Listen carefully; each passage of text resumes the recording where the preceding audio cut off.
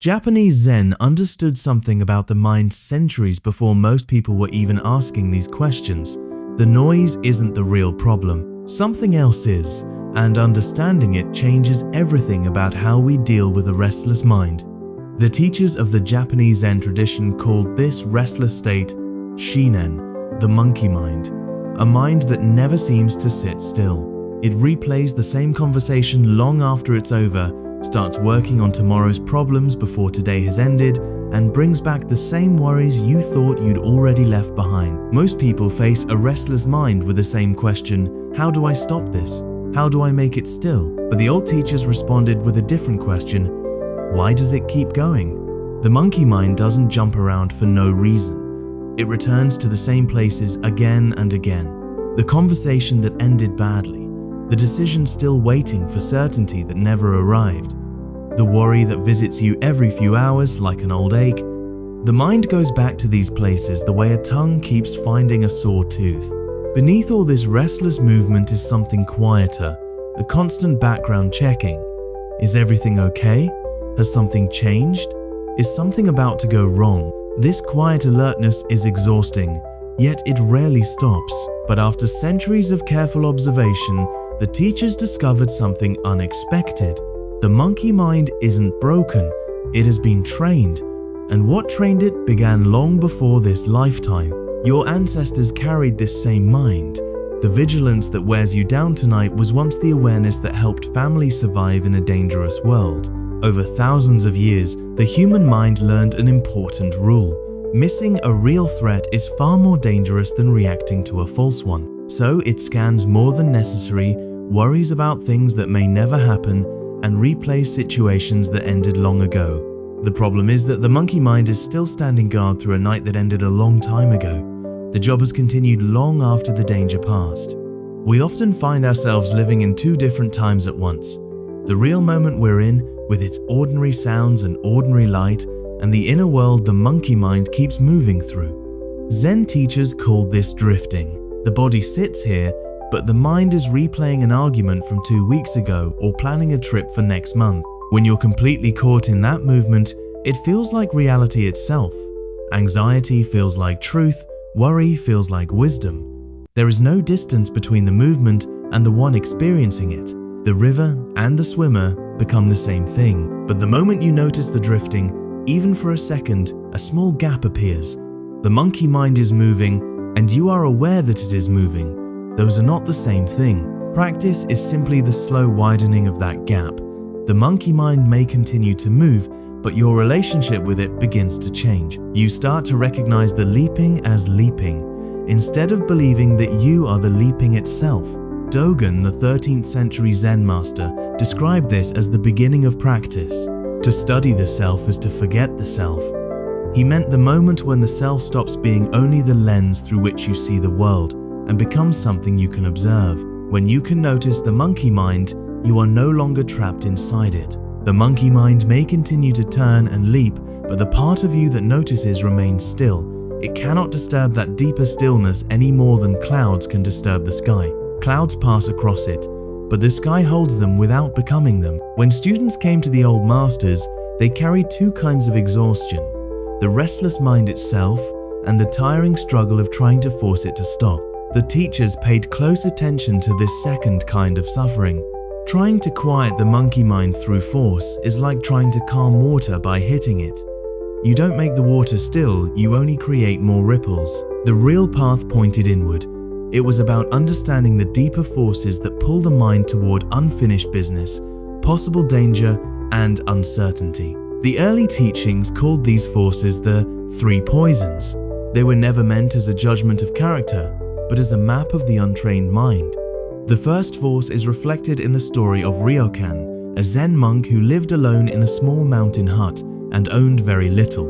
One evening, a thief entered his hut, only to discover there was nothing worth taking. Ryokan looked at him without anger, removed his own robe, and offered it to the thief. The thief accepted it and disappeared into the night. Ryokan remained in his dark, empty hut, gazed through the open doorway, and later wrote in his journal, "Poor thief, he couldn't take the moon." The thief searched the hut for something he could carry away, completely missing the beauty of the moon that had been present all along. The teachers used this story to explain craving not as intense desire, but as the ordinary habit of the mind moving away from what is here toward what is not yet here. We experience this every day. A beautiful moment arrives, yet the mind is already reaching for what comes next, or worrying about how long the moment will last. We tell ourselves, after this project is finished, after this difficult time passes, then I'll rest. But that after this keeps moving further away. One project ends, and the mind immediately finds another problem to solve. The moon remains where it has always been, but the hand keeps reaching beyond it. The second force appears in a story about Master Bankei. A student once said to him, "I have a terrible temper. I don't know how to control it." Bankei replied, "Show it to me." The student hesitated. "I can't show it to you right now," he said. "I don't have it at this moment." "Then where does it go when you don't have it?" Bankei asked. "If it truly belonged to you, it would always be with you. You only bring it out when something triggers it." Aversion is the mind's habit of pushing against what is happening. While craving reaches forward, aversion pushes away. Someone says something that hurts you, you let it pass in the moment, but later that night, lying in bed, the conversation begins again. You replay it over and over, thinking of the perfect response you wish you had given. The other person is sleeping peacefully, while your mind has been fighting the same battle for hours. Aversion often disguises itself as something helpful. The replay feels like problem solving. Harsh self-criticism feels like responsibility. But aversion is only a temporary movement of the mind. It is not a permanent part of who you are.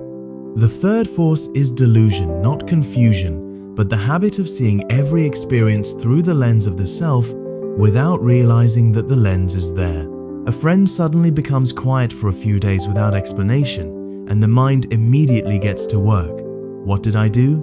Did I say something wrong? Was my tone off? Did I upset them somehow? Then they finally reach out, and you discover they were simply unwell.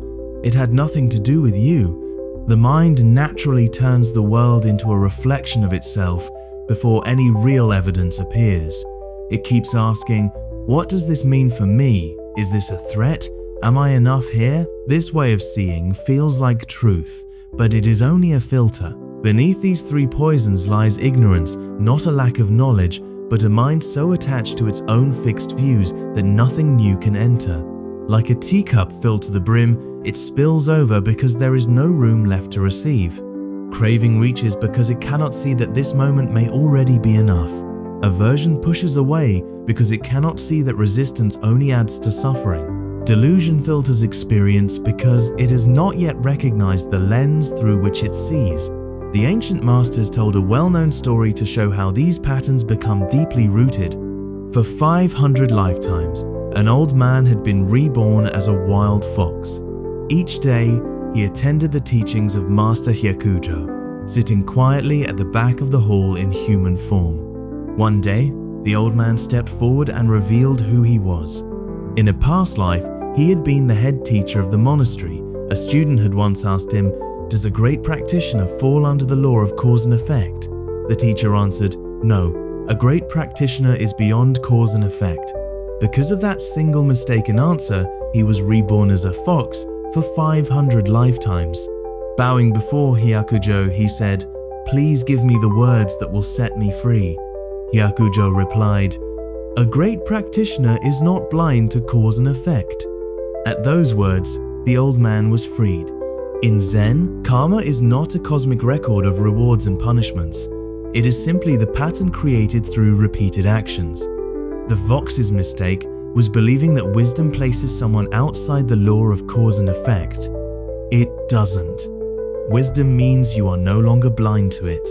Imagine a path crossing an open field. The first person who walks it barely bends the grass. After 100 crossings, a clear trail begins to appear. After 1,000, the path is deeply worn into the ground. The next person who enters the field doesn't really choose where to walk. They naturally follow the path that has already been made. That is what karma is. Each time the mind faces discomfort and reaches for distraction, the path of craving grows deeper. Each time painful feelings arise and the mind replays them through anger, the path of aversion becomes stronger. The monkey mind does not carefully choose these habits. It follows the tracks that have been worn into place over many years. You did not choose these 3 poisons. These grooves were formed long before you had the awareness to choose differently. They are not signs of personal failure. They are simply the natural landscape of the unawakened mind. True freedom does not come from escaping this landscape. It comes from seeing it clearly. When craving appears, you recognize it. This is craving. The reaching may continue, but something within you notices the reaching. That noticing is not craving. That noticing is already still. The roots of this entire practice go back to a single conversation that took place in China over 15 centuries ago. A scholar named Huike had spent years searching for truth, yet every answer he found felt incomplete. Eventually, he sought out Bodhidharma, a master from India who lived in a cave, sitting silently while facing a wall.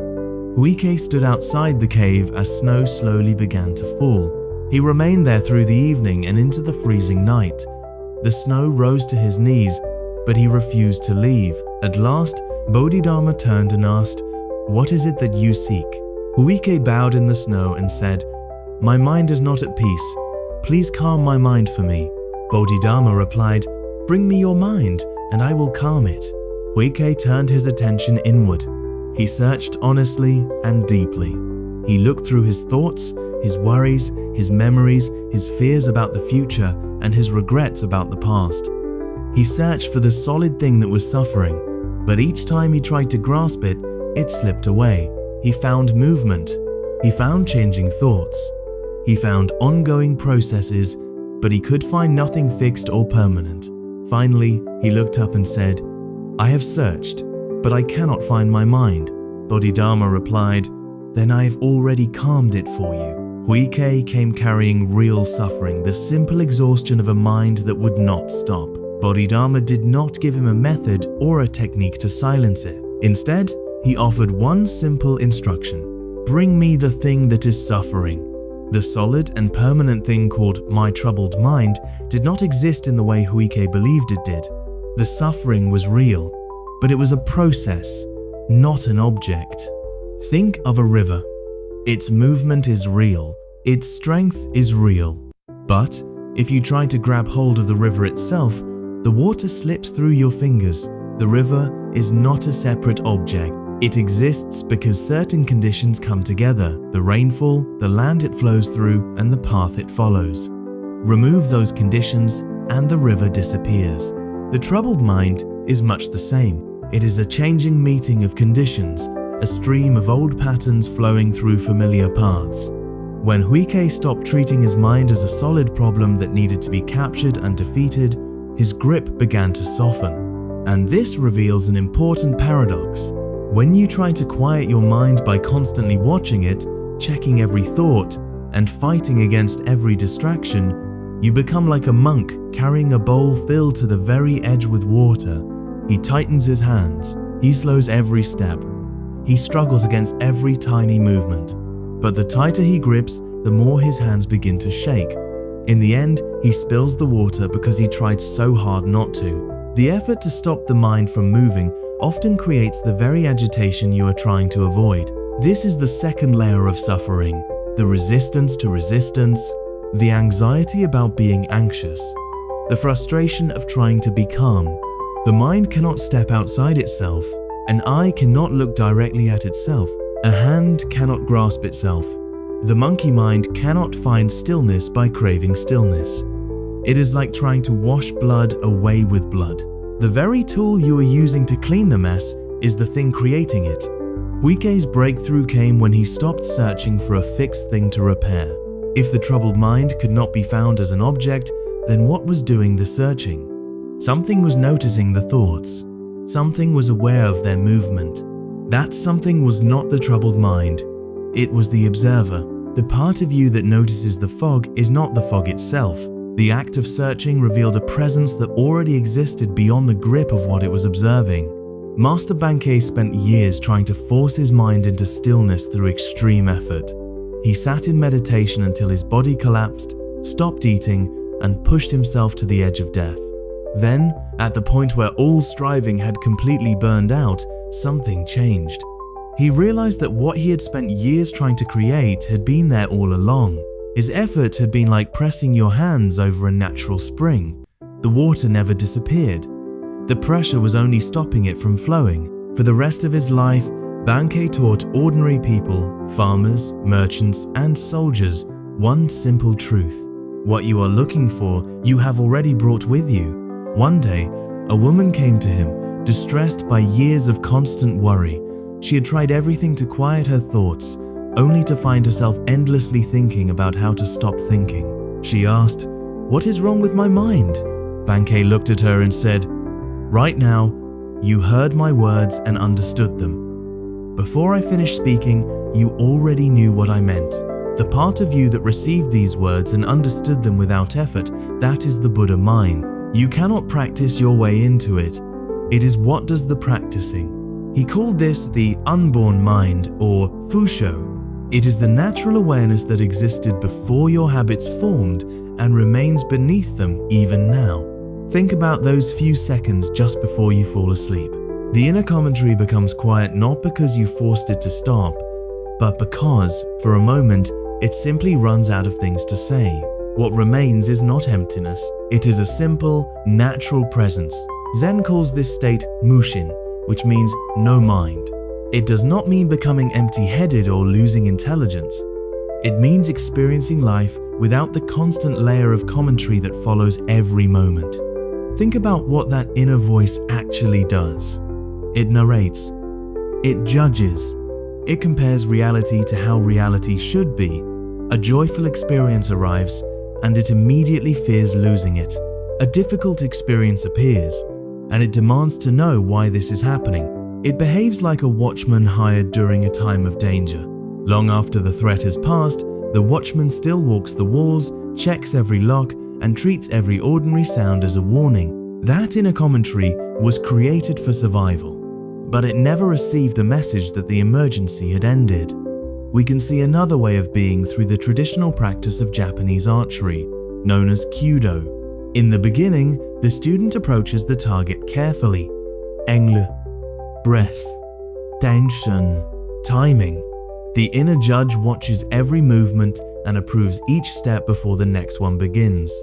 The arrow is released, and the mind immediately starts judging the result before it even lands. But after years of practice, something changes. The body remembers. The breath settles into its own rhythm. Then one day, without planning or forcing it, the arrow leaves the bow before the mind can catch up.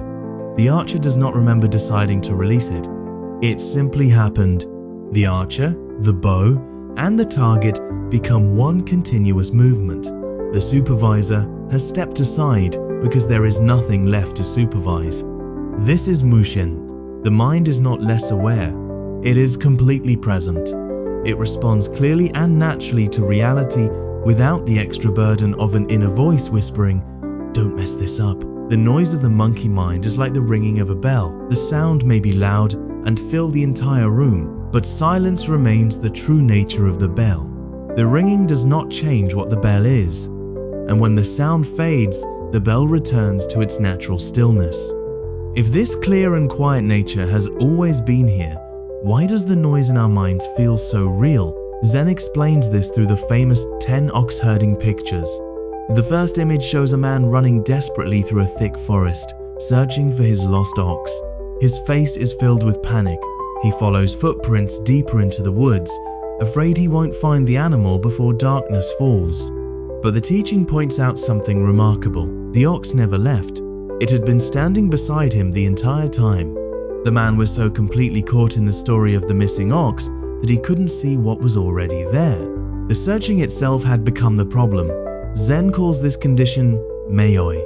It is the state of being lost inside the structures of your own mind. It is becoming so deeply absorbed in a story that you stop questioning whether the story is true. Think about how an ordinary story begins. You have a short conversation. Someone says a certain word. their tone sounds slightly different. There is a pause where you expected something else. The conversation ends, but the mind returns to it. It replays the moment. The second time, the tone seems sharper. By the third replay, you feel certain about what they meant. By the fifth, the mind has built an entire story about what they think of you and what it means for your future. The story has become more solid than the conversation itself. The mind isn't broken. It is doing exactly what it evolved to do. It fills in missing pieces. It connects patterns. It tries to keep you safe, but then it presents its own reconstruction as unquestionable truth. We do the same thing with the future. We create detailed stories about failure, rejection, and disaster. We spend hours living inside crises that do not exist. The fear is real. The body carries the tension as if the danger were present, but the event itself exists only in imagination. This is what Dogen meant when he wrote, "Delusion is seeing the 10,000 things through the self." Every experience is filtered through the mind's story-making process before we fully meet it. Stories feel convincing because they explain themselves. They have a narrator. They have causes and effects. They move neatly from past to future. Reality is often different. Reality is uncertain, quiet, incomplete. When the mind must choose between a vivid internal story and an unfolding reality, it usually chooses the story. Zen does not ask you to stop thinking. Asking the mind to stop producing thoughts is like asking the eyes to stop seeing. Instead, Zen offers a simpler instruction. Notice that you are thinking. When you are trapped inside a thought, that thought becomes your whole world. But the moment you recognize it, this is a thought I am having, the thought gains a boundary. Suddenly, you are no longer lost deep inside the forest. You are standing at its edge, seeing the trees for what they are. Awakening does not mean that thoughts disappear forever. It simply means knowing when you have become caught in a story. It is the ability to recognize the difference between the story and the ground beneath it. How do we find this gap when the mind is racing at its fastest?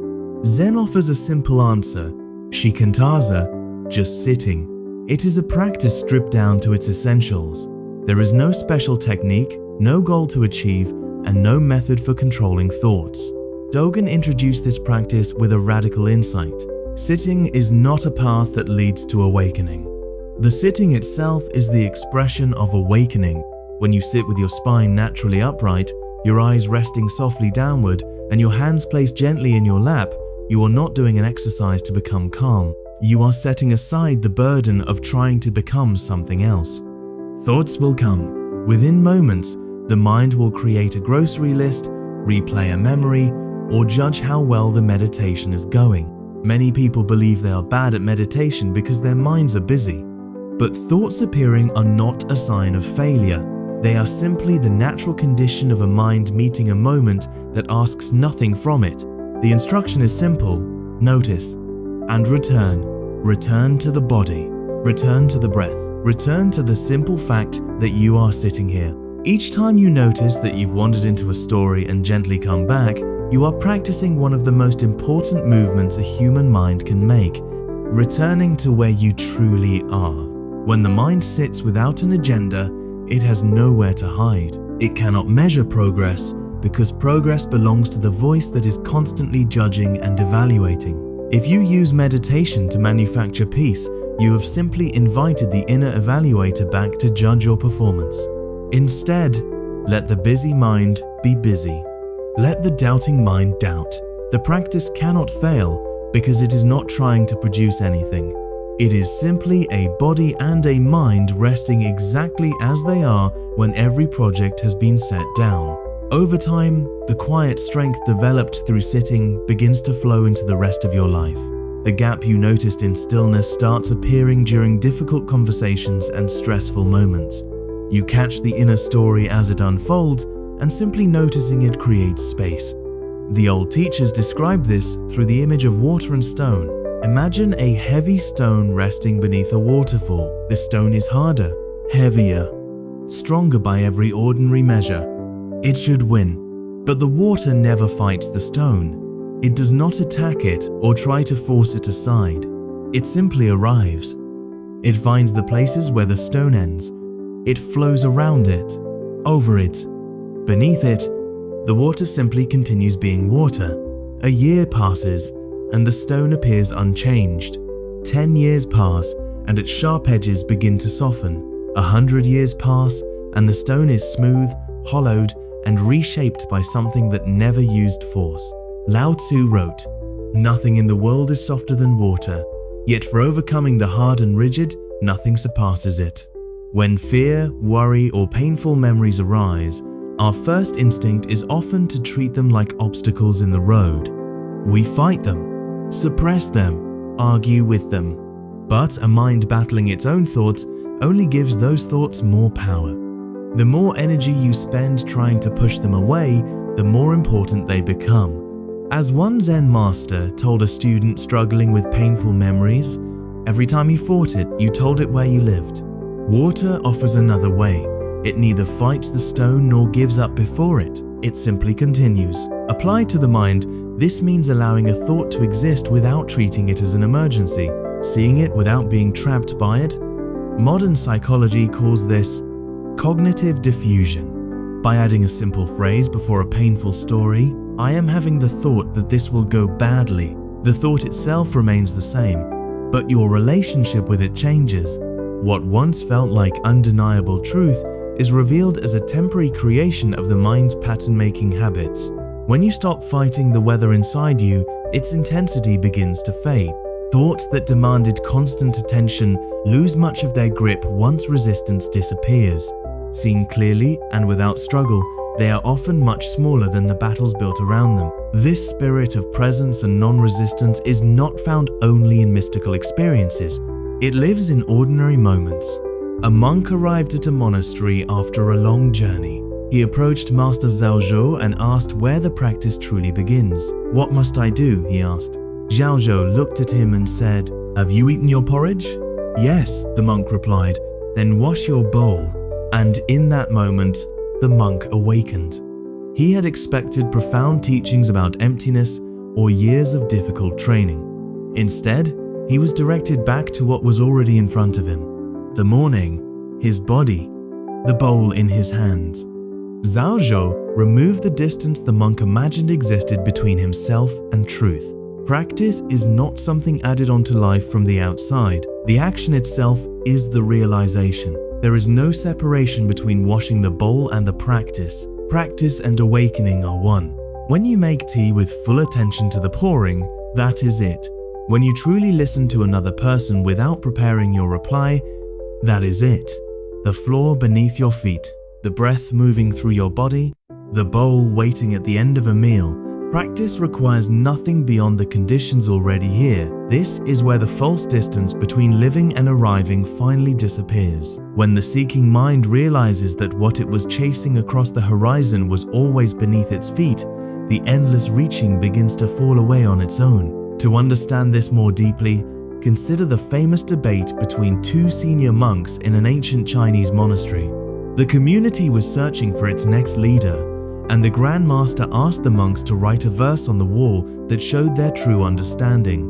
The respected head monk wrote, "Is greater than. The body is a Bodhi tree, is greater than. The mind is like a bright mirror's stand, is greater than. Polish it carefully, day after day, is greater than, and let no dust settle upon it." It was a beautiful verse about discipline, effort, and the importance of practice.